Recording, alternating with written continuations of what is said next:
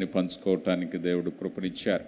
అలాగే విశేషమైనటువంటి ప్రేమను అందిస్తున్నటువంటి అనుభవజ్ఞురాలైనటువంటి దైవజనులు, వారి యొక్క సంపూర్ణ కుటుంబానికి, వారి ఇరువురు కుమారులు దైవజనులైనటువంటి వారికి, వారి కుటుంబాలకి చేరి వచ్చిన మీ అందరికీ పేరు పేరున ప్రత్యేక శుభాలు తెలియపరుస్తూ నేరుగా వాక్యంలోనికి వెళదాం. ఏమాత్రం ఆలస్యం చేయొద్దు. అయ్యగారు చెప్పారు వెనక నుంచి, మీరు అలాగే అంటారు, నేను ఎలాగ అన్నంతవరకు చెప్తానే ఉండండి, 12-1 గంట అయ్యేంతవరకు అని నాకు చెప్పారు కనుక రైట్. ఫిలిప్పీలకు రాయబడిన పత్రిక 4వ అధ్యాయము 4వ వచనం. ఎల్లప్పుడూ ప్రభువునందు ఆనందించుడి, ఎల్లప్పుడూ ప్రభువునందు ఆనందించుడి, మరలా చెప్పుదును ఆనందించుడి, మీ సహనమును. చాలండి. మీలో ఎంతమంది ఆనందిస్తున్నారో చేయెత్తి చూపించండి నాకు. నిజంగా ఆనందిస్తున్నారా? రైట్.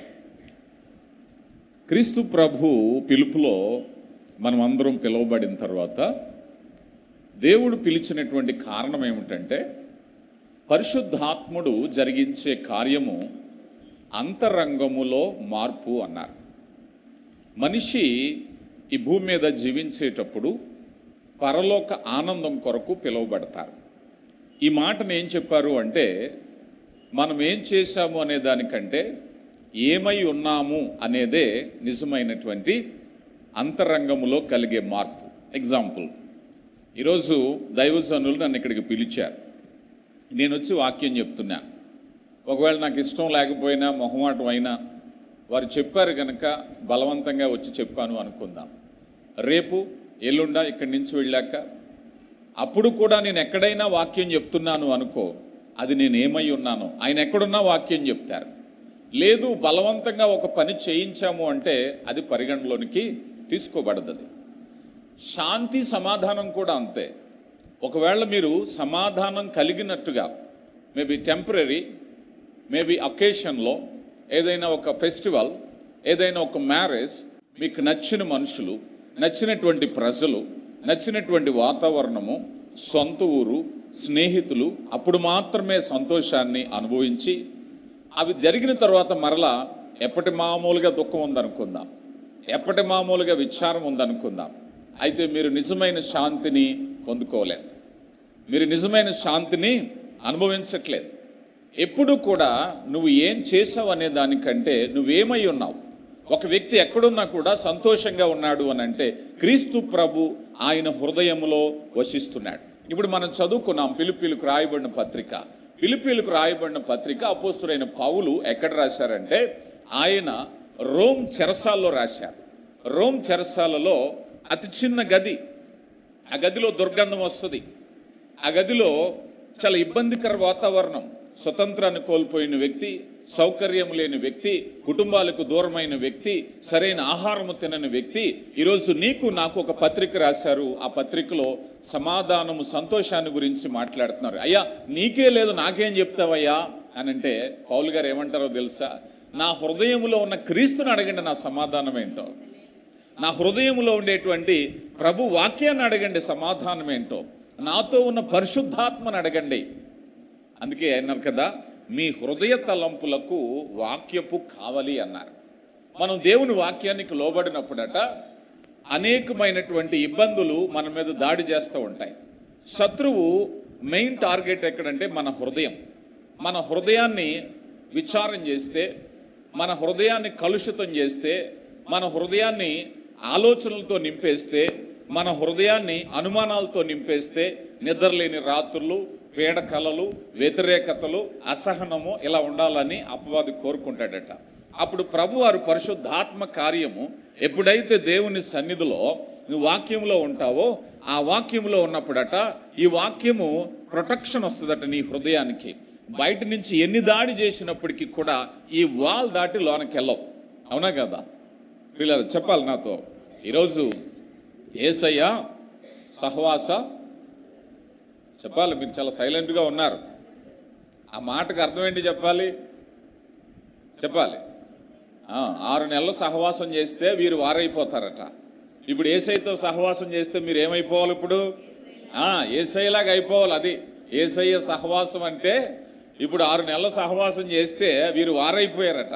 ఇప్పుడు యేసయ్య సహవాసంకి వచ్చాక ఇప్పుడు మనం కూడా ఆయనలాగా అయిపోవాలి. దాన్ని క్రీస్తు స్వారూప్యము అన్నారు. ఇదే క్యారెక్టర్ బిల్డింగ్. ఆత్మీయ సహవాసంలో వాక్యము చెంతకు వచ్చే ప్రతిసారి కూడా, దేవుని సన్నిధికి వచ్చే ప్రతిసారి కూడా అంతరంగ స్వభావము అది నిర్మించబడాలి. Character building. అయ్యా, యేసయ్యలో నా జీవితం నేను మార్చుకుంటున్నాను, యేసయ్యలో నా హృదయాన్ని నేను మార్చుకుంటున్నాను. అయ్యా, నా కుటుంబంలో సమాధానం లేదు, నా జీవితంలో సమాధానం లేదు, విచారం ఉంది, దుఃఖం ఉంది అంటే యేసయ్య ఈరోజు ఈ రాత్రికాల సమయంలో నీతోనే మాట్లాడబోతున్నారు.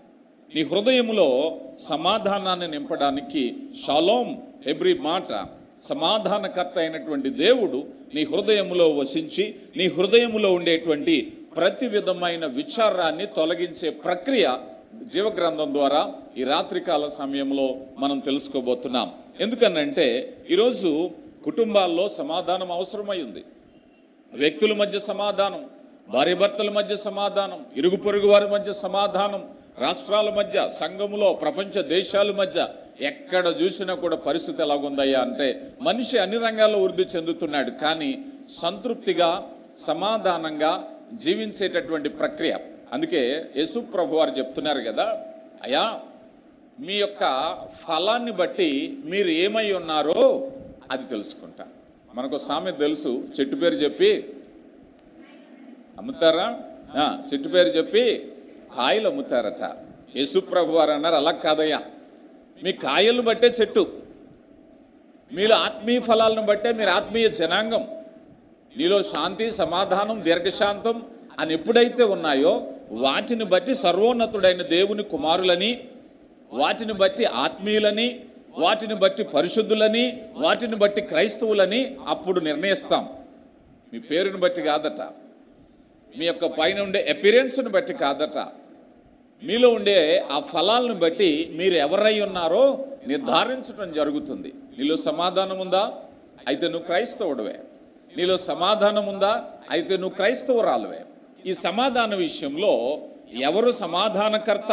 ఆయనే. ఈరోజు లోకంలో 2 ఫోర్సులు పనిచేస్తున్నాయి. ఒకటి, నిన్ను ఇబ్బంది పెట్టాలి, నిన్ను గాయపరచాలి, నీలో సమాధానం లేకుండా చేయాలి, ఎప్పుడు దుఃఖంగా ఉండేలా చేయాలి. ఎన్నో రకాలైనటువంటి వ్యాపకాలతో అపవాది తంత్రములను మనము ఎరగని వారము కాదు. మల్టిపుల్ వెపన్స్, 1 కాదు 2 కాదు, ఏ విధమైన వెపన్స్ అయినా యూజ్ చేస్తాడు అపవాది. కానీ సమాధానకర్త నువ్వు సమాధానంగా ఉండాలని కోరుకుంటున్నారు. చాలామంది చెప్తారు, అయ్యా నా భార్య నా మాట వినట్లేదు, అయ్యా నా భర్త నా మాట వినట్లేదు, అయ్యా నా బిడ్డలు నా మాట వినట్లేదు, అయ్యా మా అత్తగారితో చాలా చికాగ్గా ఉంది, నా కోడలతో ఇబ్బందిగా ఉంది. నీ ప్రాబ్లం ఏదైనా సరే ఒక మాట చెప్తాను. ఒకసారి ఆదికాండంలోకి వెళితే యాకోబు భార్యతో ఒక మాట సీక్రెట్ చెప్పి నేను ముందుకు వెళ్తాను. ఇది చాలా మంది కుటుంబాల్లో మనకు అవసరమైంది. ఆదికాండము 30వ అధ్యాయము 1వ వచనం. రాహేలు తాను యాకోబునకు పిల్లలు కనకపోవుట చూచి తన అక్క యందు అసూయపడి యాకోబుతో నాకు గర్భఫలము ఇమ్ము, లేని ఎడల చచ్చెదనను. ఏమందండి? ఇవ్వకపోతే నేను చచ్చిపోతానే, అంతే. ఏదైనా సరే నేను చెప్పింది కనుక చెయ్యకపోతే భర్త దగ్గర చాలామంది చేసే కంప్లైంట్ కదా, నేను అన్నది కొనకపోతే, నేను అన్న చోటకి తీసుకెళ్ళకపోతే ఏం చేస్తారట చెప్పాలి. సూసైడ్ బెదిరింపులు ఇవన్నీ కూడా, అవునా కాదా? సూసైడ్ బెదిరింపులట. యాకోబు ఎంత బాధపడి ఉంటాడు. కుటుంబంలో సమాధానం లేదు, భార్యాభర్తల మధ్య సమాధానం లేదు. ఎందుకు ఇలా జరిగిందో తెలుసా? తర్వాత వచనాల్లోకి వచ్చేసరికి యాకోబు దేవుని మాట వినలేదు. బెతేలు దగ్గరికి వెళ్ళాక దేవుడు చెప్పాడు, యాకోబా నేను ఆశీర్వదిస్తానయ్యా అంటే యాకోబు ఏం చేశాడంటే ఓన్ స్ట్రాటజీకి వెళ్ళిపోయాడు. దేవుడు చెప్పిన మాటను పెడచెవిని పెట్టేశాడు. ఎక్కడో పద్దనరాము వెళ్ళిపోయాడు, ఆరాను వెళ్ళిపోయాడు. మామ దగ్గర కూర్చుని స్వతంత్రుడైనటువంటి, జాగ్రత్తగా గమనించాలి, యాకోబు ఎవరండి? స్వతంత్రుడు. దేవుడు నిన్ను దర్శించిన వేళ, నువ్వు రక్షణ పొందిన వేళ నువ్వు స్వతంత్రుడు. నీకు నువ్వు వెళ్ళి లోకంలో చిక్కుకుంటే నీ కర్మకు నీవే బాధ్యుడు. యాకోబు ఎక్కడికి వెళ్ళాలి? దేవుడు చెప్పాడు, అయ్యా నిన్ను దీవించబోతున్నానయ్యా యాకోబు అని అంటే శత్రువులను సైతం మనం చూస్తాం. తర్వాత 20 సంవత్సరాలు అయ్యింది. 20 సంవత్సరాలకి ఆ పద్దనరాము నుంచి వచ్చాడు. వచ్చిన తర్వాత అన్న పరిగెత్తుకుని వచ్చి మేడ మీద పడి ముద్దు పెట్టుకున్నాడు. అప్పుడు కాదు, నువ్వు బెతేలు నుంచి వెనక్కి వెళ్ళినా నేను ముద్దు పెట్టుకుంటాడు. నువ్వు 20 సంవత్సరాలు ఆగడం అనేది ఇది నువ్వు చేసుకున్నటువంటి స్వయంకృత అపరాధం. నువ్వు బెతేలు నుంచే వెనక్కి వెళ్ళినా కూడా దేవుడు తన శత్రువులు ఎదుట నిన్ను భోజనము సిద్ధపరిచే దేవుడు. కష్టపడ్డాడు. ఒకరోజు మళ్ళీ దేవుడు కనిపించాడు. యాకోబా, నువ్వేం చేస్తావు అంటే, నువ్వు ఎక్కడైతే బెతేలులో కనిపించానే ఆ దేవుణ్ణి నువ్వు మరలా నీ భార్యను బిడ్డలు తీసుకుని వెనక్కి వెళ్ళయ్యా అంటే, సరే వెళ్ళాలని నిర్ణయించుకున్నాడు. భార్య దగ్గరికి వచ్చాడు.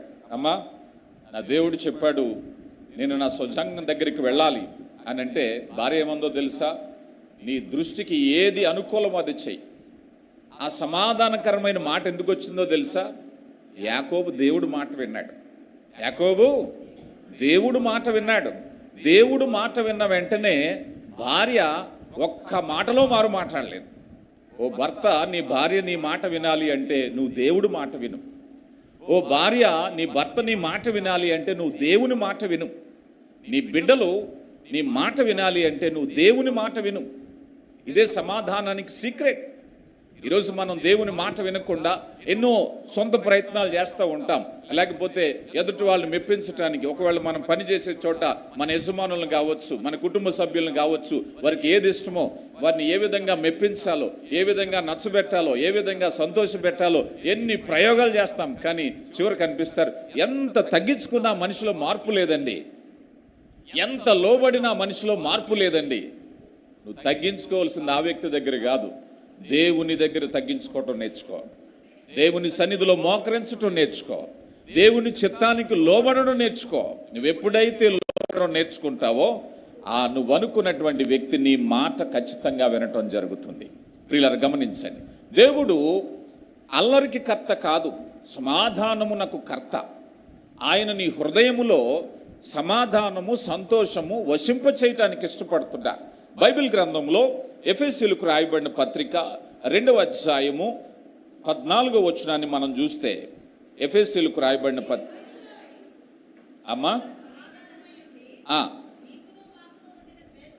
మీకును మాకును ఉండిన ద్వేషమును అనగా ధర్మశాస్త్రమును తన శరీరమందు కొట్టివేయుట చేత. చాలమ్మా, ఇక్కడ చూడండి, మానవుడు సమాధానమును సంపాదించుకోవటానికి ఈ భూమి మీద ప్రయత్నించేటప్పుడు నీ సమాధానం మొదటగా వెతకవలసింది దేవునిలో. ఈరోజు చాలామంది ఒక మాట చెప్తారు, మనిషి ఏ మతం వారైనా, ఏ విశ్వాసంలో ఉన్నవారైనా మనిషికి శాంతి, సమాధానం కావాలి. మీరు చూడండి, గొప్ప గొప్ప సెలబ్రిటీస్ కానీ లేకపోతే మరొకళ్ళు కానీ వారు రకరకాలైనటువంటి సమాధానకరమైన ప్రదేశాలు వెతుకుతూ ఉంటారు భూమి మీద.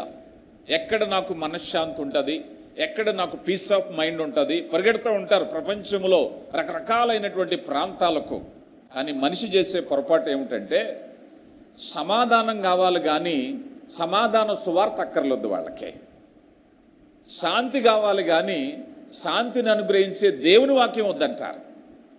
దేవుని సందేశం వినరు, దేవుని వాక్యాన్ని వినరు, కానీ సమాధానం కావాలి.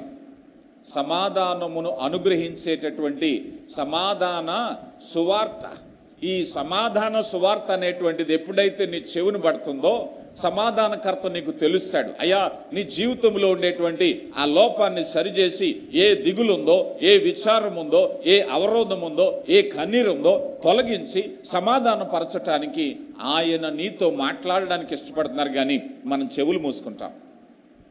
అయ్యయ్యా, సమాధాన సందేశం నేను వినను, వాక్యాన్ని నేను వినను. ఈరోజు మ్యూజిక్ వినేవాళ్ళు ఉన్నారు చాలామంది. నాకు కూడా చాలామంది చెప్తూ ఉంటారు, అయ్యా కాసేపు మ్యూజిక్ వింటేనండి మనసు ప్రశాంతంగా ఉంటుందండి. అవునా కదా? దేవుని వాక్యం అండి. మీరు ఎప్పుడైనా మటన్ తిన్నారా అనుకుందాం. మటన్ తీసుకొచ్చాక మీరేదో దాంతో చాక్తో కట్ చేసేటప్పుడు బోన్స్ కట్ చేయగలరా? చాక్తోని చేయగలరా? చేయలేరు. అక్కడ వాళ్ళు కట్ చేసి ఇస్తేనే, ఇంక ఇంటికి తీసుకొచ్చాక మీరేం చేసేది లేదు.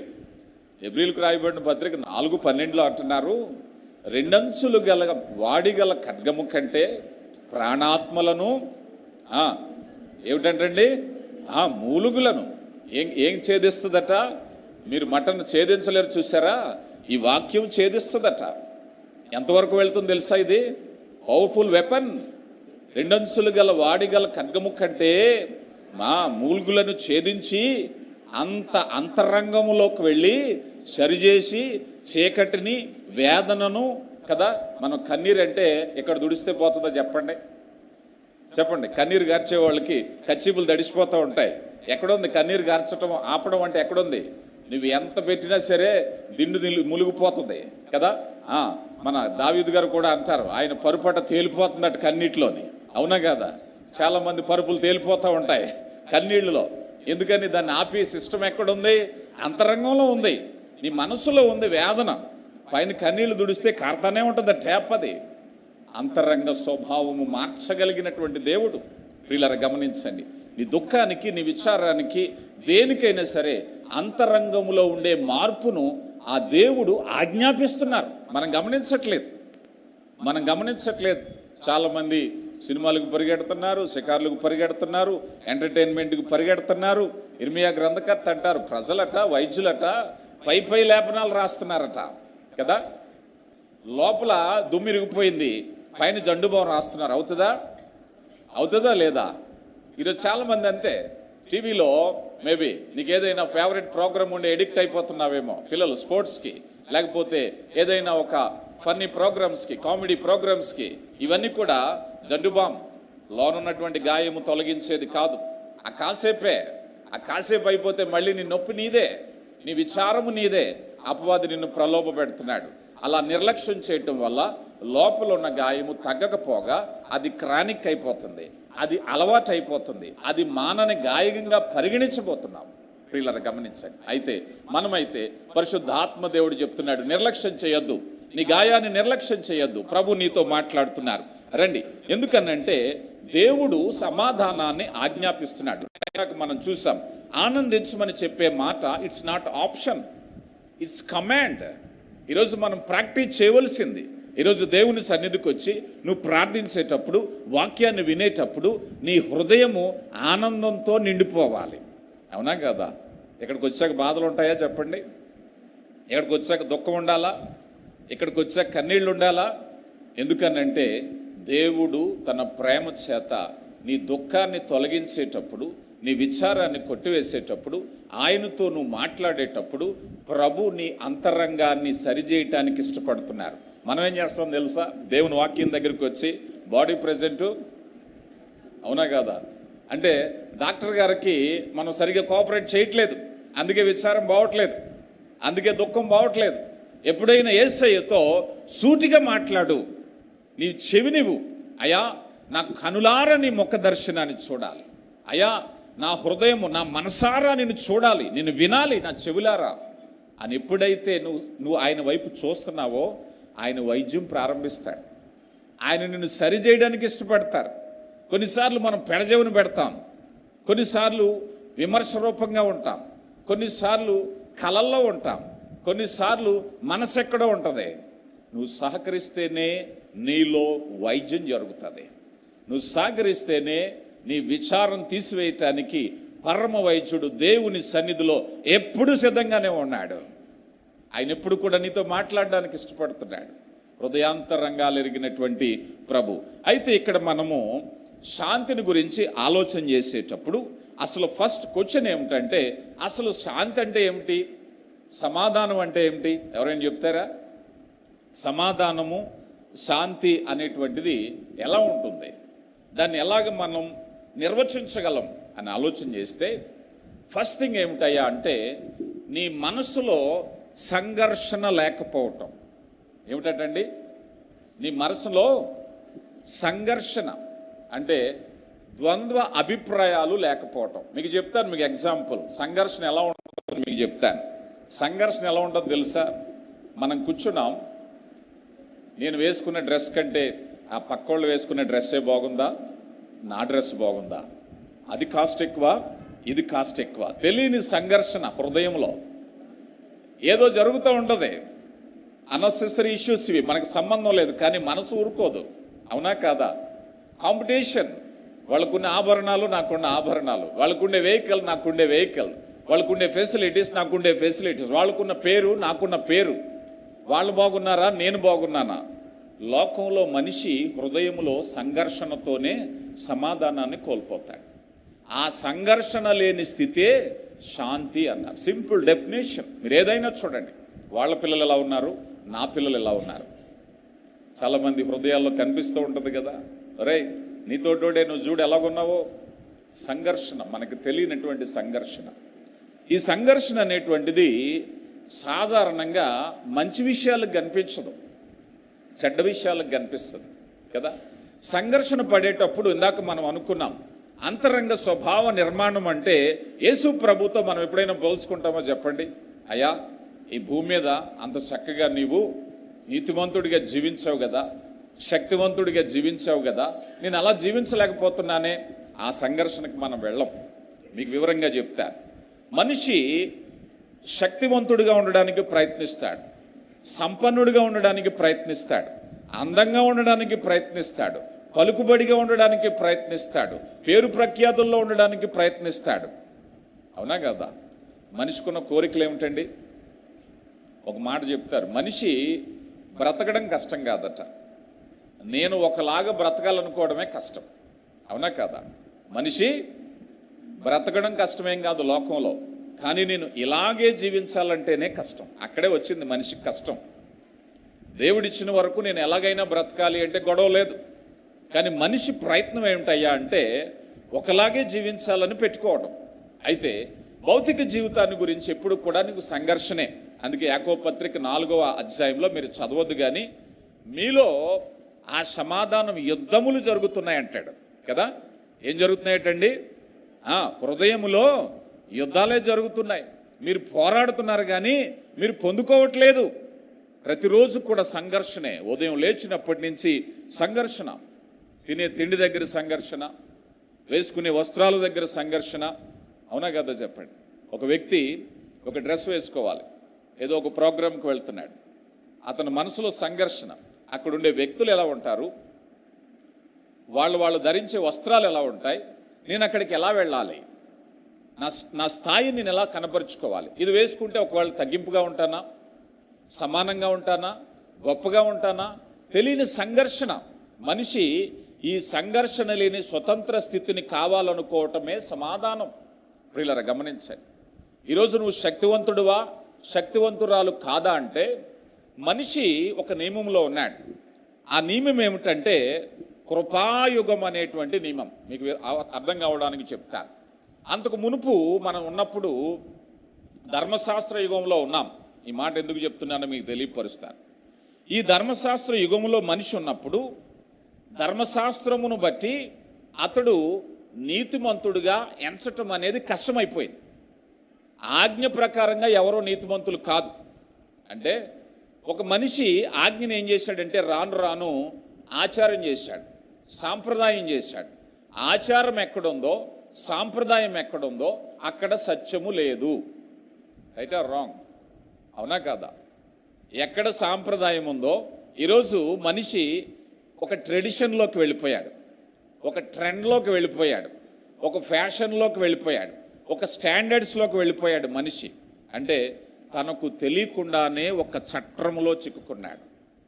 అందుకే యేసు ప్రభు వారు అంటారు కదా, అయ్యా నేను మిమ్ములను స్వతంత్రులుగా చేతును అంటారు. ఎప్పుడైతే మీరు సత్యంలోకి వచ్చారో మీరు స్వతంత్రులు అవుతారు. ఆ మాట విన్నటువంటి వాళ్ళకి చాలా కోపం వచ్చింది. అయ్యా మేము అబ్రాహాము సంతానం కదా, మేము ఎప్పుడు ఎవరికి దాసులం కాదు కదా, మమ్మల్ని ఎలా స్వతంత్రులుగా చేస్తారు? ఇప్పుడు కూడా మనం అదే అంటాం. అవునా కదా? ఏమంటే మేము గౌరవప్రదంగా బ్రతుకుతున్నామండి, మా మీద ఎవరికి కూడా రూల్ లేదు, మమ్మల్ని ఎవరో మాట అంటే మేము ఒప్పుకోం అనుకుంటాం. కానీ మనకు తెలియనటువంటి ఆజ్ఞలు చట్రంలో మనం చిక్కుకుపోయాం. వాటిని బట్టి బయటకు వచ్చినప్పుడే నువ్వు స్వతంత్రుడవుతావు. నీ స్వతంత్రత కావాలి అంటే నీకు తెలియకుండా ఏ చట్రములో ఉన్నావో గమనించాలి. అందుకే సంఘర్షణలు లేకపోవటమే స్వతంత్రం. కొరింథీయులకు రాయబడిన మొదటి పత్రిక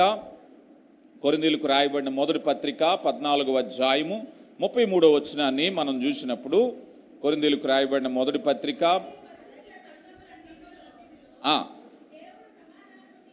దేవుడు సమాధానమునకే కర్త కర్త గాని అల్లరికి కర్త కాదు. అల్లరికి కర్త కాదు అన్నారు. ఇప్పుడు అల్లరి ఎక్కడ జరుగుతుంది? ఇప్పుడు చెప్పాలి నా మాట. ఎక్కడ జరుగుతుంది అల్లరి? హృదయములో జరిగే సంఘర్షణ. నీ ఇంట్లో జరిగే సంఘర్షణ గురించి నేను ఇంకా మాట్లాడట్లేదు. ఇరుగు పొరుగు వారితో జరిగే సంఘర్షణ గురించి నేను ఇంకా మాట్లాడట్లేదు. నువ్వు పని చేసేటప్పుడు నీ యజమానుల దగ్గర జరిగే సంఘర్షణ గురించి నేను మాట్లాడట్లేదు. అసలు సంఘర్షణ ఎక్కడంటే నీ హృదయములో ఉండే సంఘర్షణ. ఒక చట్రం ప్రియులారా గమనించండి. పేతురు గారు చెరసాల్లో ఉన్నప్పుడు కీర్తనలు పాడుతున్నాడు.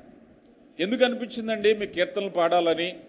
చెరసాల్లో ఉన్న వాళ్ళందరూ దుఃఖంగా ఉంటారు కదా, చెరసాల్లో ఉన్న వాళ్ళందరూ విచారంగా ఉంటారు కదా. అంటే నా చుట్టూ ఉన్న పరిస్థితులు నా హృదయంలో ఉండే సంతోషాన్ని నియంత్రించలేవు. Right are wrong? జాగ్రత్తగా గమనించండి. దేవుడిచ్చిన సమాధానం ఎలా ఉంటుందంటే, నీ చుట్టూ ఉన్న పరిస్థితులు ఏవైతే ఉన్నాయో అవి నీ హృదయములో ఉండేటువంటి సమాధానాన్ని ఆటంకపరచువు. దేవుడిచ్చే సమాధానం అలాంటిది.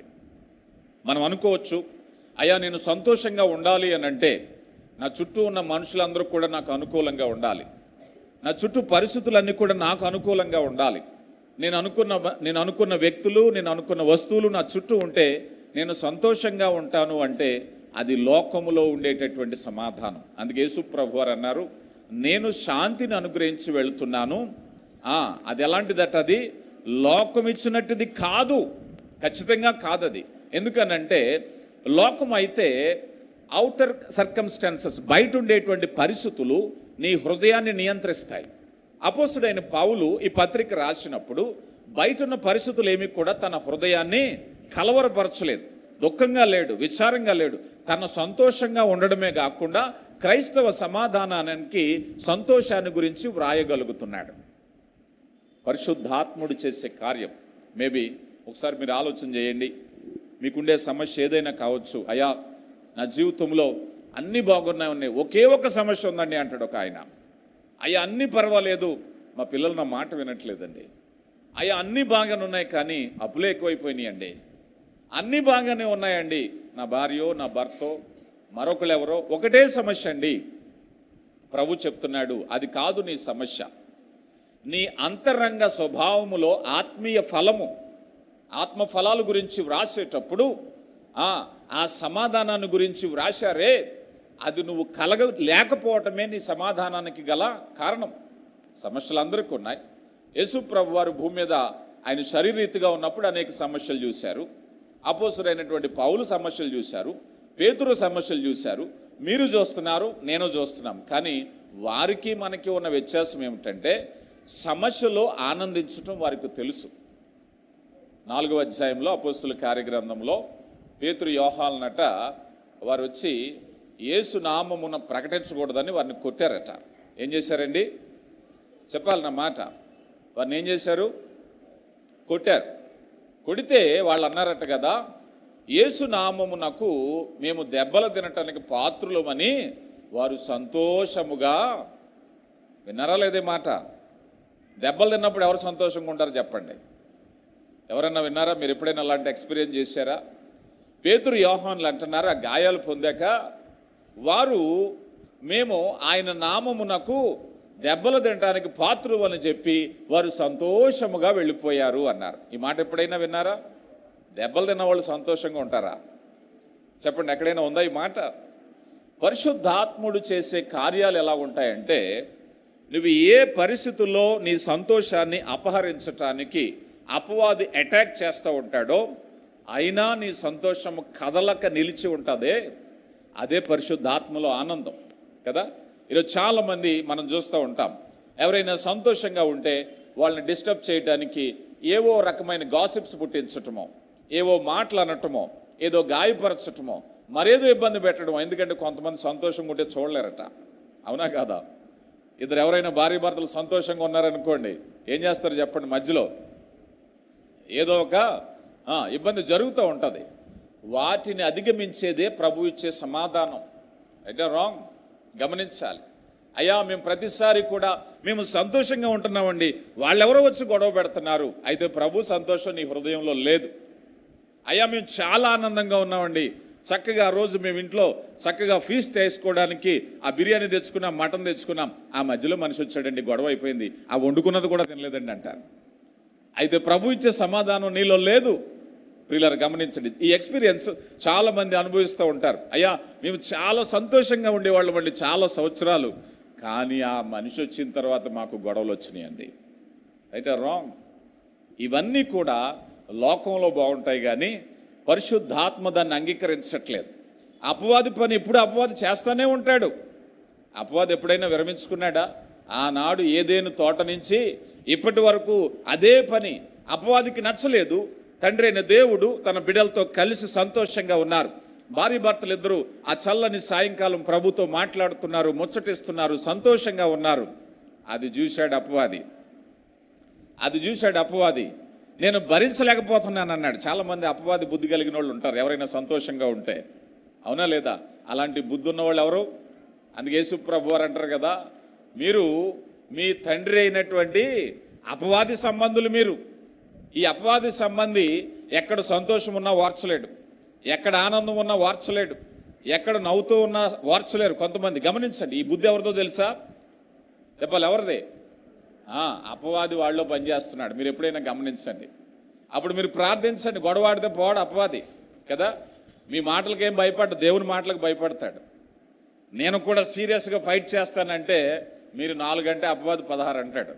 అపవాది ఎప్పుడు భయపడతాడు చెప్పాలి? కుక్క ఎప్పుడు భయపడుతుంది చెప్పండి? చేతిలో కర్ర ఉంటే భయపడుతుందా, లేకపోతే భయపడుతుందా? అవునా లేదా? అలాగా మీ చేతిలో వాక్యం అనే ఖడ్గం ఉండాలట. ఏముండాలి? వాక్యం అనే 2 అంచెలు గల ఖడ్గం ఉండాలట. ఎప్పుడైతే 2 అంచెలు గల ఖడ్గం ఉందో అపవాది కుక్కలకు దూరంగా ఉంటాడు. అమ్మో చేతులు ఏదో పట్టుకున్నారు, దూరంగా ఉండాలని. మనం చేసే పొరపాటు ఏమిటి? ఖడ్గం పట్టుకోవట్లేదు, ఆయుధం పట్టుకోవట్లేదు. వాడు గర్జించు సింహము వలె ఎవరిని మింగుదునా అని సిద్ధంగా ఉన్నాడట. Be careful. అందుకే దేవుడిచ్చి సర్వాంగ కవచాలు ధరించుకోకపోతే మీ సంతోషాన్ని అపహరించే కారణాలు, మేబీ మీ సంతోషాన్ని అపహరించే కారణాలు అనుమానం కావచ్చు, మీ సంతోషాన్ని అపహరించే కారణాలు ఆర్థిక అప్పుల బాధలు కావచ్చు, మీ సంతోషాన్ని అపహరించే కారణాలు ఈగో ప్రాబ్లమ్స్ కావచ్చు, మీ సంతోషాన్ని అపహరించేటటువంటి కారణాలు మరేదో కావచ్చు, ఏదైనా కావచ్చు. ఎందుకంటే ఏ రకంగా వచ్చినప్పటికీ కూడా మీ సంతోషము అపహరింపబడకూడదు. అదే దేవుని ఉద్దేశం. అందుకే చెప్తున్నారు, అయ్యా ఆయన సమాధానకర్త, మీ హృదయాలను సమాధానంతో నింపాలని ఆయన ఇష్టపడుతున్నాడు. ఒకవేళ కనుక నీ కుటుంబంలో, నీ జీవితంలో ఏ మాత్రము విచారపడినా, పేతురు గారు అంటున్నారు కదా, ఆయన మీ నిమిత్తమై ఏం చేస్తున్నాడు? ఆయన చింతిస్తున్నాడు. ఏం చేస్తున్నాడమ్మా? ఎందుకు చింతిస్తున్నాడు?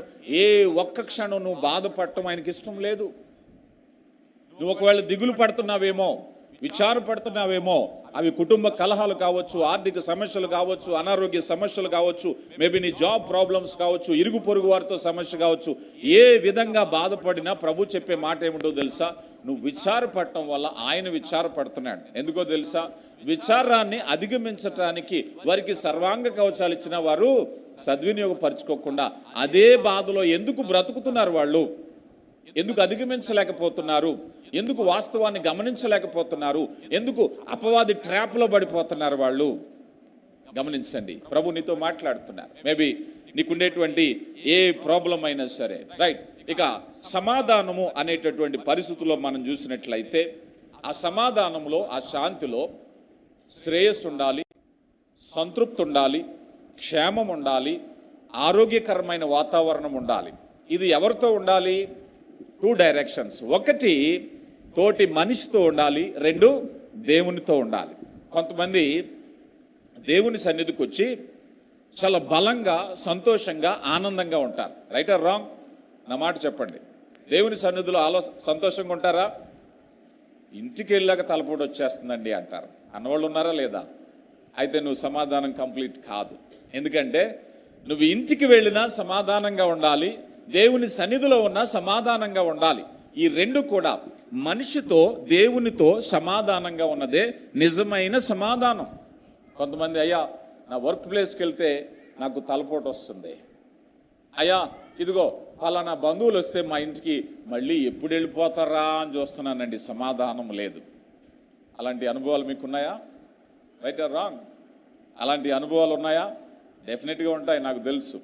ఎవరు వచ్చినా ఎవరు వెళ్ళినా, నువ్వు ఇంట్లో ఉన్నా, దేవుని సన్నిధిలో ఉన్నా, నీ వర్క్ ప్లేస్లో ఉన్నా, ఎక్కడున్నా కూడా సమాధానమే. ఈరోజు చాలామంది డబ్బులు ఉన్న వాళ్ళు ఏం చేస్తారో చెప్పండి? ఒక ప్లెజెంట్ ప్లేసులు చూసుకుని, ఒకవేళ ఇండియాలో దూర దూర ప్రదేశాలు, ఇంకా డబ్బు ఉన్న వాళ్ళు అయితే ఫారెన్ లొకేషన్కి వెళ్తారు. ఎందుకని? పీస్ ఆఫ్ మైండ్ కదా. లక్షలు ఖర్చు పెట్టి, కోట్లు ఖర్చు పెట్టి ఏం కావాలండి వాళ్ళకి? Peace of mind. అక్కడికి వెళితే ఆహ్లాదంగా ఉంటుంది. కానీ ప్రభు ఏం చెప్తున్నాడో తెలుసా? నువ్వెక్కడున్నా ఆహ్లాదంగా ఉండాలి. నువ్వు ఏ యజమాని దగ్గర ఉన్న ఆహ్లాదంగా ఉండాలి. నిన్ను వ్యతిరేకించే వ్యక్తుల దగ్గర ఆహ్లాదంగా ఉండాలి.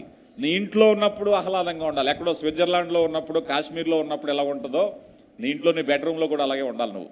అంతేనా కదా? చాలామంది ఇల్లు వదిలి పారిపోదాం అనిపిస్తుంది అంటారు. అవునా కదా? ఏమంటే ఇల్లు వదిలి ఈ పిల్లల గురించి భయపడి ఎక్కడికైనా పారిపోదాం అనిపిస్తుందండి అంటారు చాలామంది. ఏమంటే ఈ అప్పులోళ్ళు చూసి ఎక్కడికైనా పారిపోదాం అనిపిస్తుంది అంటారు. కానీ ప్రభు చెప్తున్నాడు, ఎక్కడికి వెళ్ళొద్దు. నువ్వు ఎక్కడుంటే అక్కడే సమాధానం ఉండాలి. షాలోమ్ అనే మాటకు అర్థం అదే, హెబ్రూ మాటకు. ప్రభు నీ జీవితంలో ఆ సమాధానాన్ని గురించి నీతో మాట్లాడబోతున్నారు. కొలసీలకు రాయబడిన పత్రిక 3వ అధ్యాయము 15వ వచనం.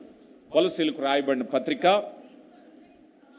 క్రీస్తు అనుగ్రహించు సమాధానము మీ హృదయములలో ఏలుచుండనీయుడి. ఎవరిస్తున్నారండి సమాధానము? రైట్, జాగ్రత్తగా గమనించాలి. సమాధానం ఎవరిస్తారు చెప్పండి? సమాధానము ఏమండి? టీవీ ప్రోగ్రామ్స్ ఇవ్వవు, టీవీ సీరియల్స్ ఇవ్వవు, అభిమాన నటులు ఇవ్వరు, అభిమాన నాయకులు ఇవ్వరు, అభిమాన ఆటగాళ్ళు ఇవ్వరు. అవునా కదా? ఎవరిస్తారట? క్రీస్తు అనుగ్రహించు. ఉదాహరణకు అనుకుందాం, ఒకవేళ నీ కుటుంబంలో నీ భాగస్వామితో చాలా ఇబ్బందిగా ఉంది, ఎవరిస్తారు సమాధానం? చాలామంది అంటారు, భార్యలు అంటారు, అయ్యా నా భర్త నాతో ప్రేమగా మాట్లాడితే చాలండి. ఎవరిస్తారు సమాధానం? ఎవరిస్తారు? నీ భర్త కాసేపు మాట్లాడితే పొంగిపోవడం కాదు కదా. ఏం చేయాలట? క్రీస్తు అనుగ్రహించు సమాధానము. నీ భర్తతో సమాధానం ఎవరిస్తారు? క్రీస్తు. నువ్వు దేవుని సన్నిధిలో ఎంత ప్రార్థించావో అదే నీ భర్తతో నీకు సమాధానం కలగజేస్తుంది. నువ్వు చేసిన ప్రార్థన వృధా కాదు, నువ్వు చేసిన వాక్య ధ్యానం వృధా కాదు. ఎవరైనా నీ కుటుంబంలో, కుటుంబ సభ్యులు ఎవరైనా కానీ, ఏ వ్యక్తులే కానీ నీతో సమాధానం లేకుండా ప్రతిసారి కూడా నిన్ను మాటలతో గాయపరుస్తున్నారని కానీ, నిన్ను అర్థం చేసుకోవట్లేదని కానీ, నీతో ప్రేమగా మాట్లాడట్లేదు కానీ, ఏ సమస్య ఉన్నప్పటికీ క్రీస్తు అనుగ్రహించు సమాధానము ఆ వ్యక్తులు ఇవ్వరు. కొంతమంది మనం చూస్తాం, కొంతమంది ముఖాలు వికారంగా ఉంటాయి, కొంతమంది సంతోషంగా ఉంటాయి. ముఖం వెలిగిపోతుంది, ఈరోజు ప్రేమగా మాట్లాడుకున్నారా? ఏమ్మా ముఖం అంత విచారంగా ఉంది, ఏమైనా గొడవ పడ్డారా అంటే నీ సంతోషాన్ని ఎవరు కంట్రోల్ చేస్తున్నారు? ఒక పర్సన్, వ్యక్తి. ప్రభు నిన్ను అలా చేయలేదు. ఎందుకంటే సర్వోన్నతుడైన దేవుని కుమారులుగా, కుమార్తెలుగా నీ సంతోషము, ఈజ్ ద ఎంపైర్, ఆయనే నిర్ణయాధికారి, మనుషులు కాదు. అందుకే నిన్ను స్వతంత్రులుగా చేయటం అనేది మనకు తెలియకుండానే మన స్వతంత్రాన్ని తీసుకెళ్ళి ఎక్కడో పెడుతున్నాం. ఇందాక మనం అనుకున్నాం, బెతేల్లో కనిపించాడు దేవుడు ఈయనకి, అయ్యా నువ్వు స్వతంత్రుడు వెళ్ళు, నిన్ను దీవించాను, ఇక నీ ముందు ఏ ఖడ్గము నిలబడదని దాని అర్థం. ఈయన స్వతంత్రంగా వెళ్ళిపోయి లాబాన్ దగ్గర జాయిన్ అయిపోయాడు. ఎక్కడ జాయిన్ అయ్యాడండి? ఒక శాటంత భారతం చెప్తూ ఉంటాడు ఆయన. ఏమని? అయ్యా ఈ జరిగిన సంవత్సరాలన్నీ కూడా నేను ఎంత కష్టపడ్డానో, ఎండకు ఎండాను, వానకు తడిశాను, చలికి వణికాను, అయ్యో ఖడ్గ మృగాల వల్ల గొర్రెలు తినేస్తుంది నా జాబితాలు వేసుకున్నాను, నీకు కనీసం చెప్పలేదు, ఇదిగో దొంగలు పట్టుకుపోయినాయి అన్ని నాకు తెలియకుండా నువ్వు నా లెక్కలో వేసావు, 10 మార్లు జీతం మార్చావు, ఎందుకయ్యా నీకు అంత కష్టం? నువ్వెవరో తెలుసా? నువ్వు స్వతంత్రుడివి, బెతేలులో దేవుని వాగ్దానం పొందిన వ్యక్తివి. నీకు తెలియకుండానే నువ్వు ఎక్కడికి వెళ్ళిపోయావు? నువ్వు బానిసత్వంలోకి వెళ్ళిపోయావు. దేవుడిచ్చే సమాధానం మనం ఏం చేస్తున్నాం అంటే, మనం దానిని స్వతంత్రించుకోకుండా, మనం తెలియకుండానే మనం బానిసలుగా మారిపోతున్నాం. నీ జీవితంలో సంతోషాన్ని కోల్పోవడానికి గల కారణం ఏమిటంటే, దేవుడి రాత్రికాల సమయంలో చెప్తున్నాడు, నువ్వు స్వతంత్రుడివి, నువ్వు సంతోషంగా ఉండే వ్యక్తివి, నువ్వు శాంతితో ఉండే వ్యక్తివి. ఒకవేళ కన్నీటితో, వేదనతో ఉన్నట్లయితే దేవుని ప్రణాళికను అర్థం చేసుకుని అది పొందుకోకపోవటమే. మేబీ అప్పులున్నాయా, అయినా ఆనందంగా ఉండడానికి దేవుడు కృపణిస్తున్నాడు. అయ్యా అనారోగ్యంగా ఉన్నావా? అయ్యా దేవుడు కృపణిస్తున్నాడు. అయ్యా కుటుంబంలో నిన్ను అర్థం చేసుకోవట్లేదా? నువ్వు సంతోషంగా ఉండే దేవుడు కృపణిస్తున్నారు. నీ ఆనందాన్ని, నీ సంతోషాన్ని మరెవరో వ్యక్తులు కంట్రోల్ చేయలేరు. ఎందుకనంటే సమాధానమును అనుగ్రహించేది క్రీస్తు ప్రభు వాక్యం చెప్తుంది. ఆయనే సమాధానం ఇచ్చేవాడు. ప్రియులారా గమనించండి, ప్రభు వైపు చూడండి. అవును ప్రభువా, నా సమాధానాన్ని తీసుకెళ్ళి ఇదిగో యాకోబు లాబాను దగ్గర పెట్టినట్టు ఒక వ్యక్తి తీసుకెళ్ళి ఎవరో వ్యక్తుల మీద పెడుతున్నారేమో, అలా ఇప్పుడు అనుకోవద్దు. అయ్యా క్రీస్తు యేసు అనుగ్రహించు స్వతంత్రము మీ హృదయాలలో ఏలనీయుడి. గలతీ పత్రిక 5:19 నుంచి మీరు చదవద్దు. కానీ ఉండేటువంటి ఆత్మఫలాలన్నీ మనం చూసినప్పుడు అయ్యా ఈ ఆత్మఫలాలన్నిటినీ అనుగ్రహించేవాడు, నడిపించేవాడు పరిశుద్ధాత్మ. వాక్యం ఎందరైతే దేవుని ఆత్మచేత నడిపింపబడుతున్నారో వారందరూ కూడా ఎవరండి? దేవుని కుమారులు. వారిలో ఏముంటుంది చెప్పండి? ఆత్మచేత నడిపింపబడితే ఆత్మఫలాలు పాటు. ఈ ఆత్మఫలాల్లో ఏముంటుంది? సమాధానం, శాంతి ఉంటుంది. ఎందుకంటే దేవుని ఆత్మ నువ్వు ఎప్పుడైతే పొందుకుంటున్నావో ఇక్కడి నుంచి వెళ్ళేటప్పుడు చూడండి, మనం కొన్నిసార్లు అనిపిస్తుంటుంది మొబైల్కి ఛార్జింగ్ పెడతాం, అవునా కదా? మొబైల్ ఛార్జింగ్ ఎంతసేపట్లో అయిపోతుంది?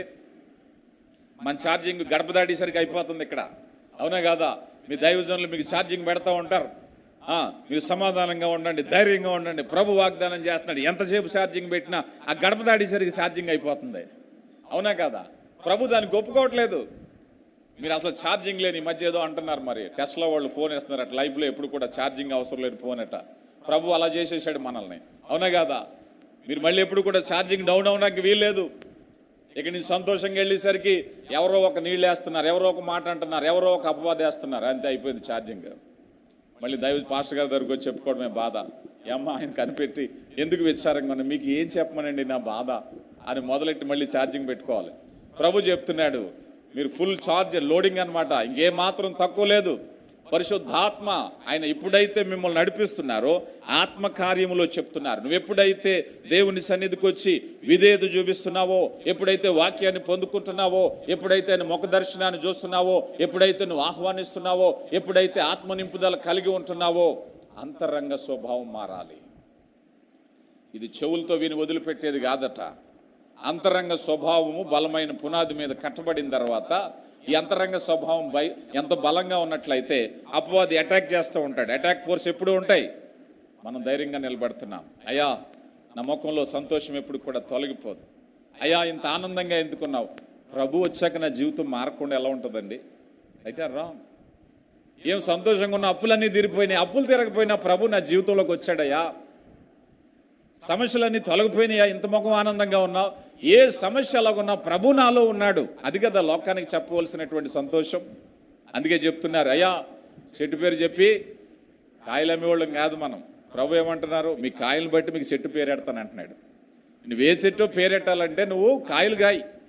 నువ్వు రక్షింపబడిన వ్యక్తివా, నువ్వు దేవుని వారసుడువా, వారసురాలువా, నువ్వు పరిశుద్ధుడువా, నువ్వు క్రైస్తవుడువా, నువ్వు బాప్తీసం పొందిన వ్యక్తివా, అయితే ఇది సమాధానం అనే ఫలం ఏది?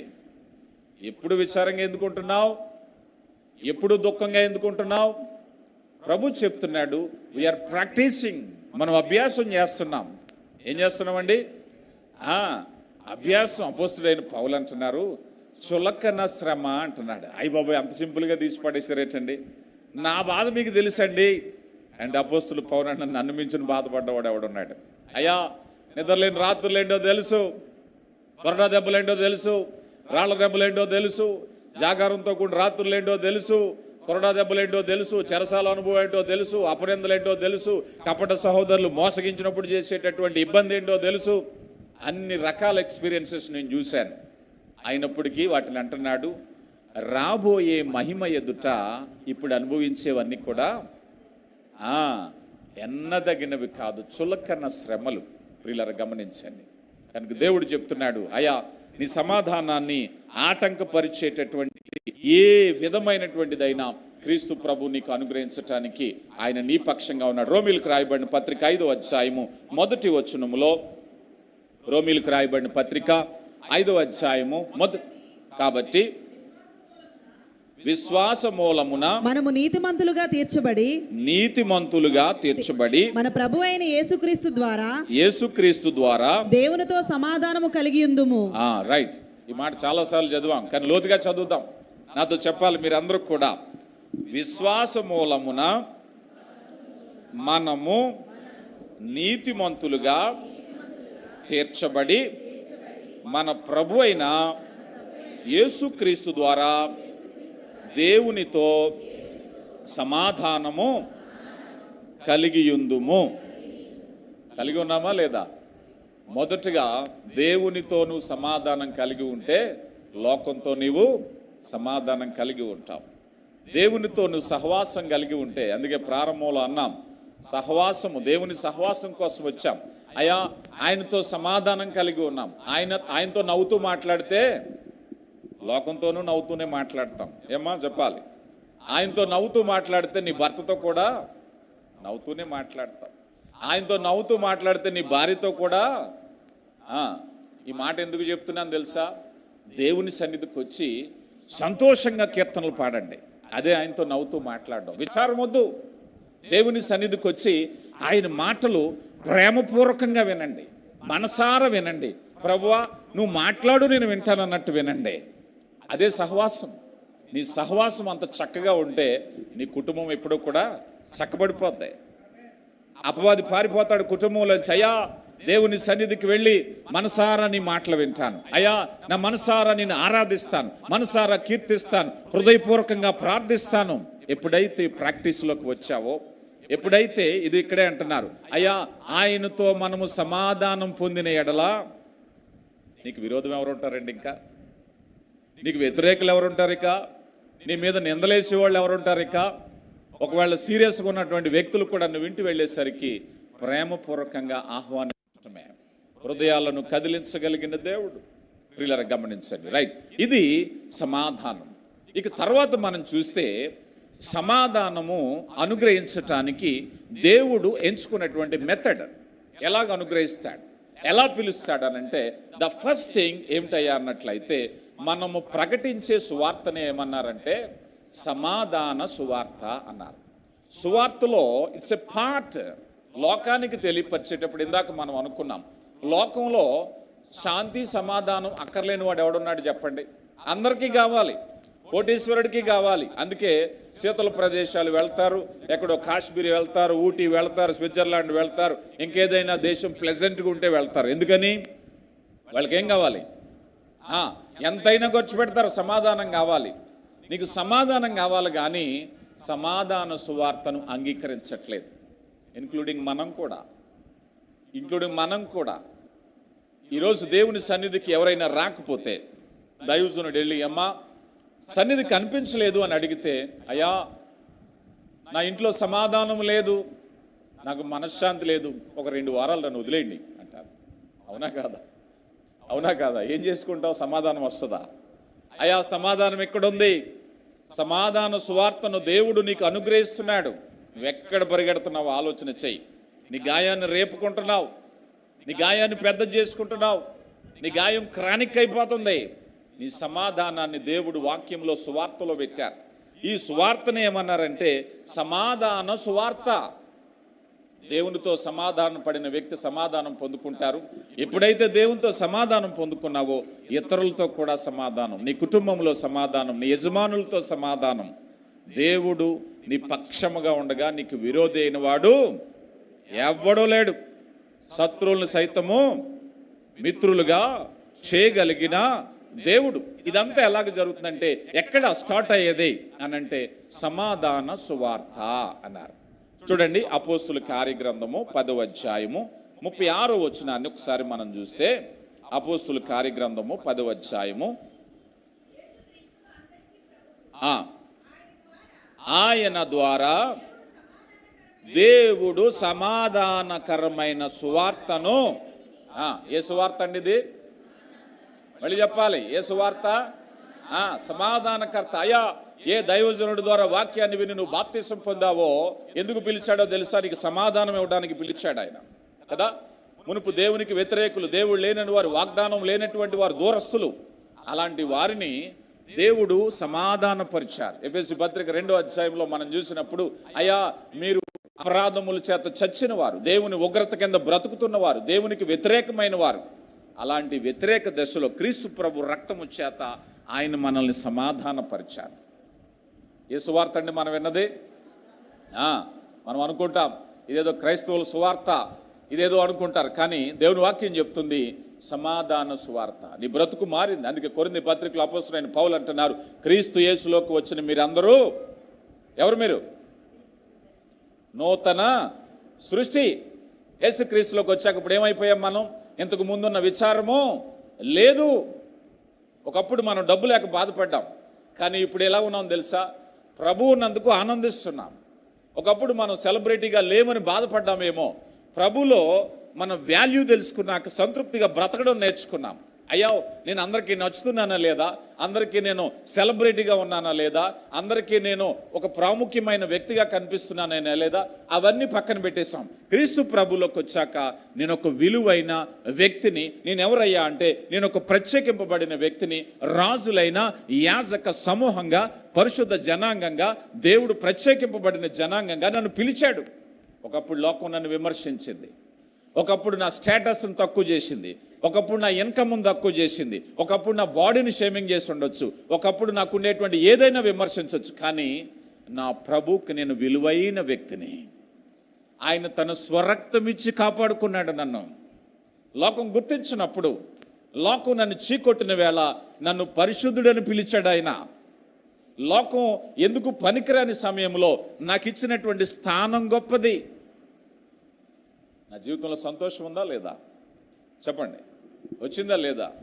సమాధాన సువార్త. సువార్తను ఎప్పుడైతే దేవుని వాక్యాన్ని మనం ఆహ్వానిస్తున్నామో, అయా దేవుని సర్వసృష్టి కలిగిన దేవుడు.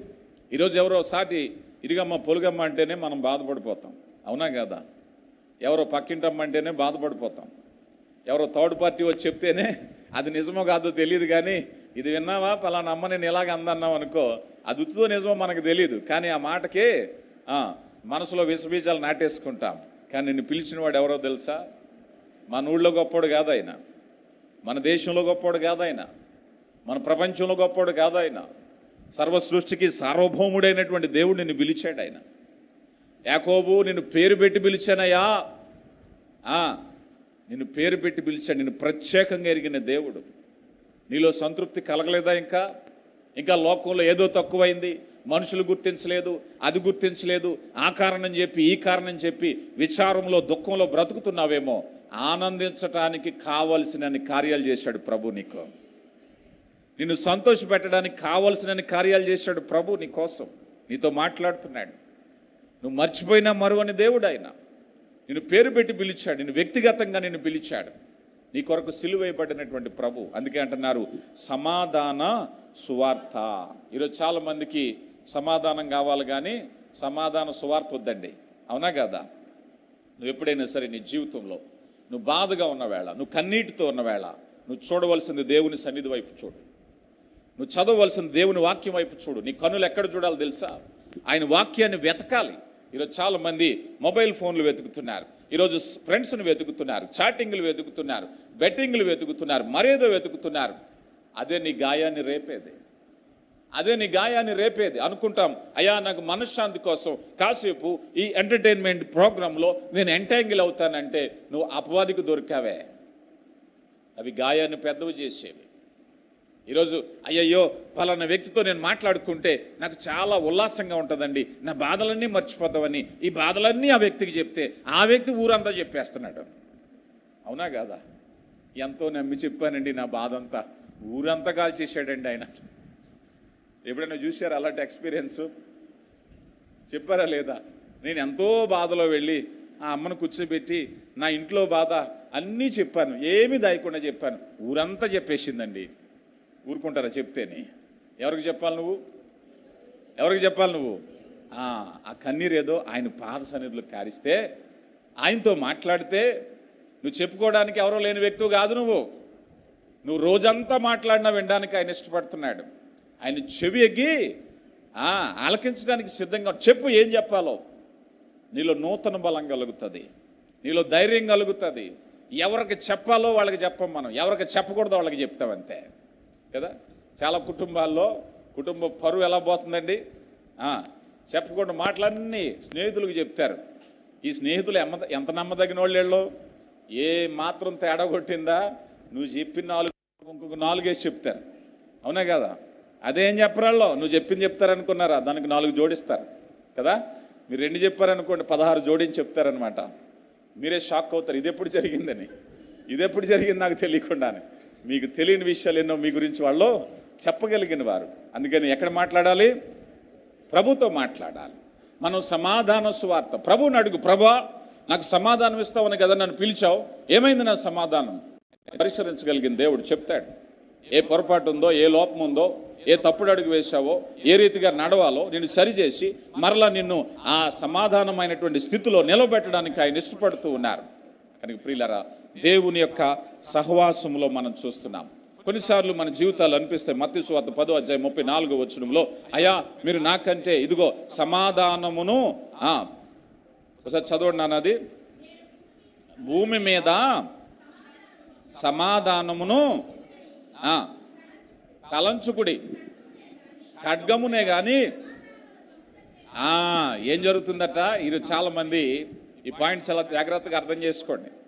ఎందుకు ఈ మాట చెప్పారంటే, ప్రభువారు ఒక సంఘర్షణ వస్తుందట. ఒక సంఘర్షణ వచ్చినప్పుడు మేబీ నీ విశ్వాసాన్ని బట్టి నీ బంధువులకు నువ్వు నచ్చకపోవచ్చు, మేబీ నీ యొక్క విశ్వాసాన్ని బట్టి నీ భాగస్వామికి నచ్చకపోవచ్చు. ఎప్పుడు విశ్వాసం, యేసు ప్రభు, బైబిల్ వాక్యం, దేవుని సన్నిధి అంటున్నారు. ఒక సంఘర్షణ ప్రారంభమైంది. వివేకము కలిగి అర్థం చేసుకుంటే దేవుడు ఒక కుదుపునిచ్చి ఆ కుటుంబాన్ని సరిచేయబోతున్నాడు. లొంగిపోవద్దు, దేవుని పక్షంగా ఉన్నాడు. అయ్యా కుటుంబం అంతా ఏకమైపోయింది, నేను దేవుణ్ణి అంగీకరించాక నన్ను అందరూ కూడా చీకొట్టారు, వాళ్ళందరినీ మార్చడానికే దేవుడిని మార్చాడు. అదొక కుదుపు. ఆ సంఘర్షణ నువ్వు అర్థం చేసుకుంటే, అయ్యా ఈ ఖడ్గం ఎందుకు వచ్చింది, ఈ ఖడ్గము నీ ముందు నిలబడేది కాదు. చాలామంది అయ్యా నా కుటుంబాన్ని, నా స్నేహితుల్ని, మేబీ నా కులాన్ని నన్ను వెలివేస్తారు కనుక నేను దూరం అయిపోతున్నానంటే, ఆ సంఘర్షణ ఖడ్గాన్ని లేకుండా చేయటానికే దేవుడు నిన్ను పిలిచాడు. అధైర్యపడొద్దు. అయ్యా ఇదిగో నేను ఫలానా వ్యక్తిగా ఉన్నప్పుడు ప్రభు నన్ను పిలిచినప్పుడు నేను రావాలనుకున్నాను, కానీ మా ఇంట్లో వాళ్ళు ఒప్పుకోవట్లేదు, మరొకళ్ళు ఒప్పుకోవట్లేదు, నన్ను ఇబ్బంది పెడుతున్నారు. ఆ సంఘర్షణ కనుక నువ్వు అర్థం చేసుకుంటే సమాధానం నీకు కాదు, నిన్ను వ్యతిరేకించిన అందరికీ ఇవ్వడానికి ఆయన ఇష్టపడుతున్నాడు. అందరికీ ఇవ్వడానికి ఇష్టపడుతున్నాడు. నేను ఈ మధ్యకాలంలో ఒక చోటకి గృహదర్శనానికి వెళ్ళాను. కోడలు రక్షింపబడింది, అత్తగారు రక్షింపబడలేదు. నాకు ఆ విషయం తెలియలేదు. ఆమె ఎక్కడో వేరే దేశంలో ఉంది. అయ్యా నా కుటుంబం రక్షణ పొందలేదు, ఇంటికి వెళ్ళి ప్రార్థన చేయండి అని చెప్పింది. సరే ఆ ప్రాంతానికి వెళ్ళినప్పుడు నేను అక్కడికి వెళ్ళాను. అత్తగారికి యేసు ప్రభు అంటే తెలీదు, పాస్టర్ గారు అంటే నమ్మకం లేదు. నేను ఆ విషయాలని నాకు తెలియక నేను వెళ్ళాను. ఆవిడ చీపురు తీసుకుని ఆ ఎండాకులన్నీ నా మీద తోస్తుంది. నేను అక్కడే నుంచున్నాను.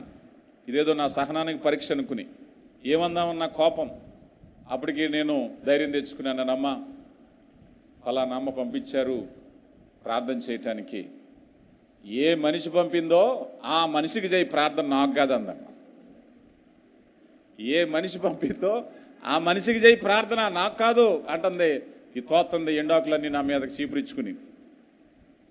సరే నేను సమాధానంగా, సరే తల్లి దేవుడు నిన్ను దీవించునుగా కానీ బయటకు వచ్చాను. పరిస్థితి అర్థమైంది. ఆ సహోదరి ఏడుపు లంకించుకుంది.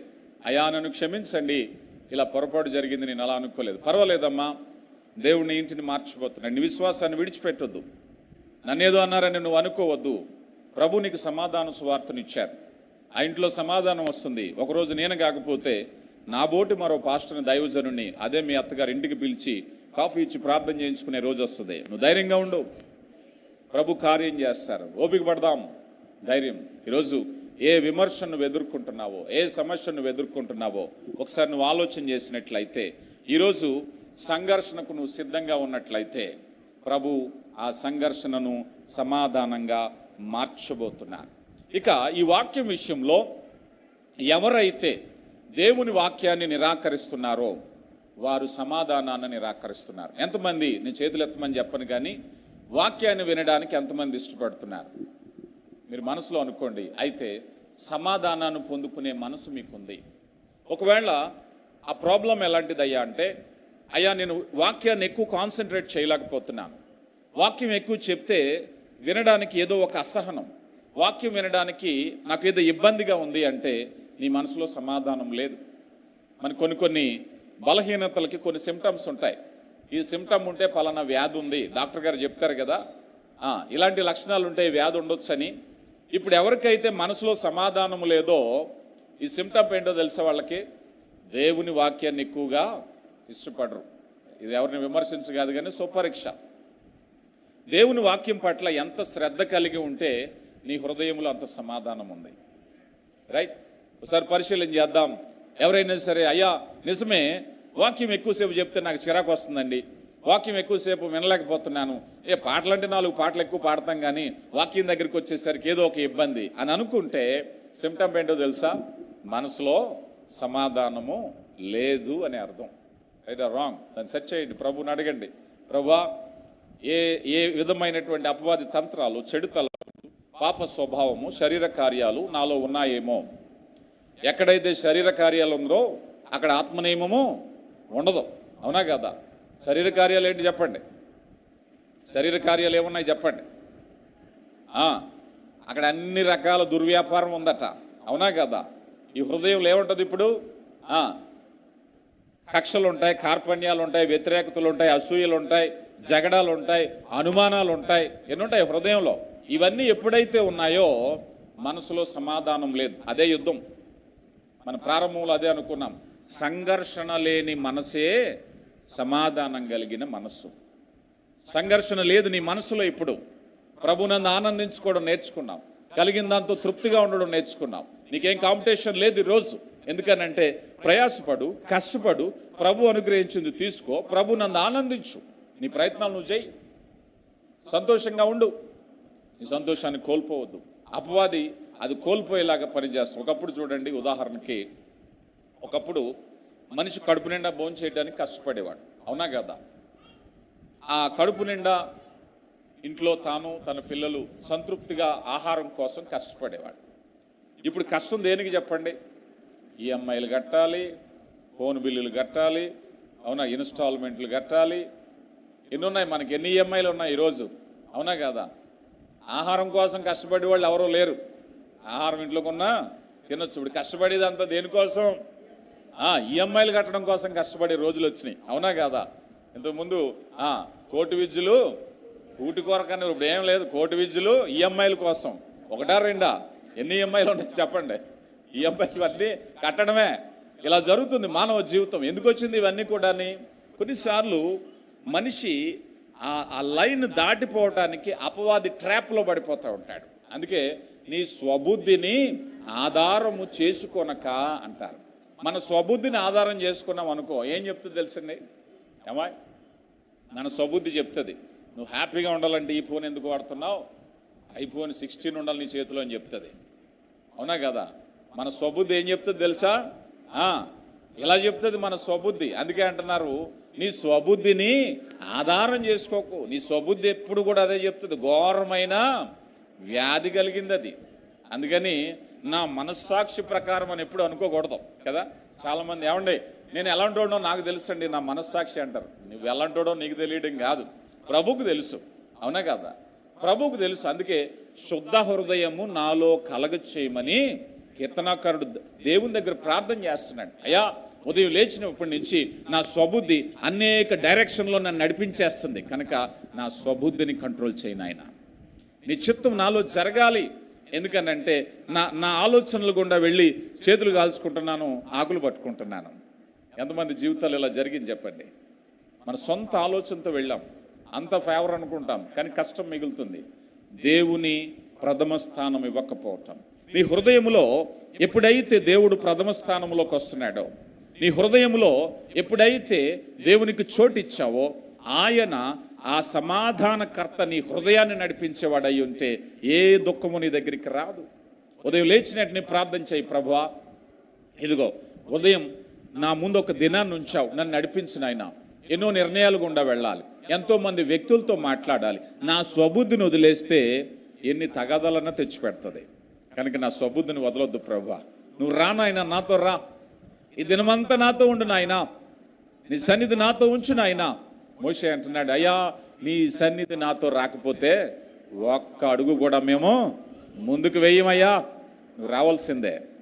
అలాంటి సంతోషకరమైన జీవితాన్ని ఇవ్వటానికి ప్రభు నీతో నడిపించటానికి ఇష్టపడుతున్నాడు. ఇందాక అనుకున్నాం మనం, ఈ సమాధానము శాంతి అనేటువంటివి అప్పుడప్పుడు చెల్లిపోయేవి కాదు.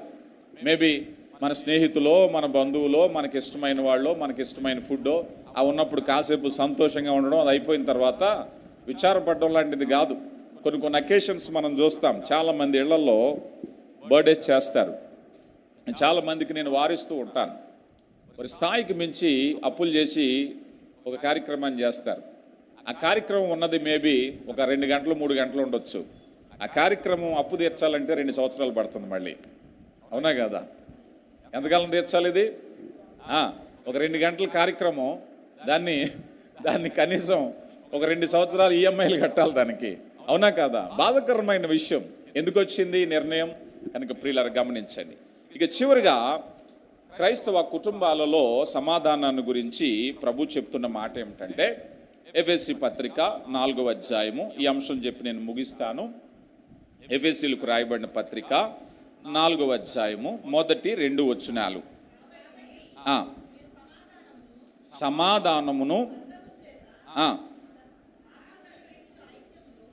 ఆత్మవచ్చు ఐక్యమును కాపాడుకొనుటయందు శ్రద్ధ కలిగిన వారై, చాలండి.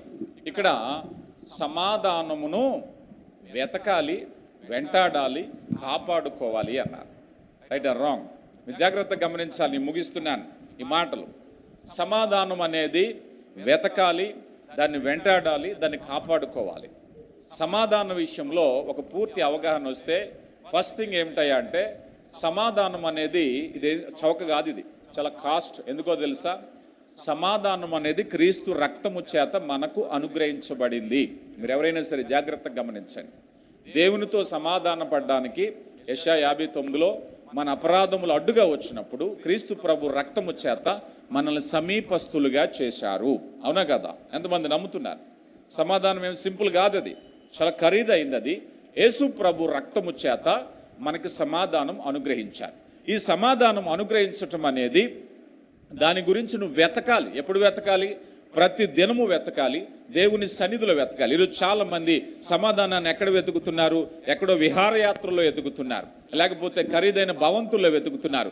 దేవుడు చెప్తున్నాడు, అయ్యా దేవుని సన్నిధిలో వెతుకు. ఎక్కడ వెతకాలండి? నీకు మనసు బాగోకపోతే ఏం గుర్తు రావాలి చెప్పాలి? ఏం కనపడాలి? దేవుని సన్నిధిలోనే. అయ్యా నాకు మనసు బాగోలేదు, నేను ఎక్కడికి వెళ్ళాలి? చాలామంది మనసు బాగోకపోతే ఎక్కడికి వెళ్తారు చెప్పండి? పురుషులు ఎక్కడికి వెళ్తారు మనసు బాగోపోతే? చెప్పాలి. పురుషులు ఎక్కడికి వెళ్తారు మనసు బాగోపోతే? చెప్పండి. స్త్రీలు ఎక్కడికి వెళ్తారు? స్త్రీలు ఎక్కడికి వెళ్తారు? ఇంట్లోనే కూర్చుంటారు, ఫోన్ వేసి కూర్చుంటారు, టీవీ దగ్గర కూర్చుంటారు. Right, what ever it may be, పుట్టింటికి వెళ్తారు. కానీ మీకు గుర్తు రావాల్సింది ఏంటప్పుడు? దేవుని సన్నిధి. దేవుని సన్నిధిలో సంపూర్ణ సంతోషము కలదు. ఎక్కడా లేదు, సంపూర్ణ సంతోషం లేదు. ఎక్కడికైనా ఒక విహారయాత్రకు వెళ్ళాం అనుకుందాం. ఆ విహారయాత్రకు వెళితే అక్కడ బాగుంటే ఆ డబ్బులు, ఆ ఫీజు కట్టినంతసేపు అయిపోయిన వెంటనే నడు ఇక్కడి నుంచి, మళ్ళీ కొనసాగాలంటే మరికొంత చెల్లించు, అంతే. నేను ఇజ్రాయెల్ దేశం వెళ్ళినప్పుడు నాకు చాలా సంతోషం అనిపించింది. ఎంత బాగుంది ఇక్కడ ఉండిపోతే. నా టైం అయిపోయాక అబ్బాయి నాడు ఇంటికి అంటారు. మళ్ళీ వెళ్ళాలంటే మళ్ళీ 2 లక్షలు తీసుకోవాలి, అవునా కదా? ఇప్పుడు నీ సంతోషాన్ని ఎక్కడ వెతుక్కోవాలి? దేవుని సన్నిధిలో వెతుక్కోవాలి. నీ మనసులో విచారం వచ్చిందా? నీ భర్త నీ హృదయాన్ని గాయపరిచాడా? నీ భార్య నీ హృదయాన్ని గాయపరిచారా? బిడ్డల నుంచి ఏదైనా ఇబ్బంది వచ్చిందా? దేవుని సన్నిధి గుర్తు రావాలి. వీళ్ళని ఎక్కడ కంప్లైంట్ పెట్టాలో, ఎక్కడ ఫిర్యాదు చేయాలో, ఎక్కడ నీ పరువు తీయాలో ఎప్పుడు ఆలోచించొద్దు. నువ్వెప్పుడు గాయపడినా, ఎప్పుడు కన్నీరు కార్చినా ప్రభు సన్నిధిలో సమాధానం ఇవ్వటానికి ఆయన ఇష్టపడుతున్నాడు. ప్రభు ఆ హృదయంలో ఆ సమాధానాన్ని కోరుకుంటున్నారు. కనుక ప్రియ దేవుని బిడ్డ, నీ జీవితంలో నీ ఇంట్లో శాంతి సమాధానం కావాలి అన్నట్లయితే సమాధానకర్త యేసు ప్రభు, సమాధానకర్త యేసు ప్రభు. దాని కొరకైన వెల చెల్లించారు. ఈరోజు మనం అనుభవించేటువంటి సమాధానానికి ఆయన వెల చెల్లించారు. ఎవరైతే దేవునితో సమాధానంగా ఉంటారో లోకంతో సమాధానంగా ఉండగలుగుతారు. నీవే వ్యక్తితో, నీ కుటుంబంలో ఏ వ్యక్తితో నువ్వు ఇబ్బంది పడుతున్నావో మొదట దేవునితో సమాధానం పడితే ఆ వ్యక్తి నీకు లోబడేటటువంటి మనస్సును దేవుడు ఆ వ్యక్తికి దయచేస్తాడు. ఆ రీతిగా దేవుని యొక్క మహాకృపను బట్టి మనమందరం కూడా ఆ సంతోషకరమైనటువంటి స్థితిలో ఉండాలని వాక్యం ద్వారా నన్ను నేను హెచ్చరించుకుంటూ మిమ్మల్ని కూడా హెచ్చరిస్తున్నాను. దేవుడు మిమ్మల్ని దీవించునుగాక. శక్తివంతుడా, ప్రేమ కలిగిన దేవ, మహోన్నతుడా, మీ ప్రేమను బట్టి వందనాలు నాయన. ఇదిగో నాయన, సమాధానకర్త అయినటువంటి దేవుడు, లోకములో అపవాది అనేక రీతిలుగా కన్నీరు, దుఃఖము, వేదన, అనుమానాలు, ఈర్ష్యలు, ద్వేషాలు, పగలు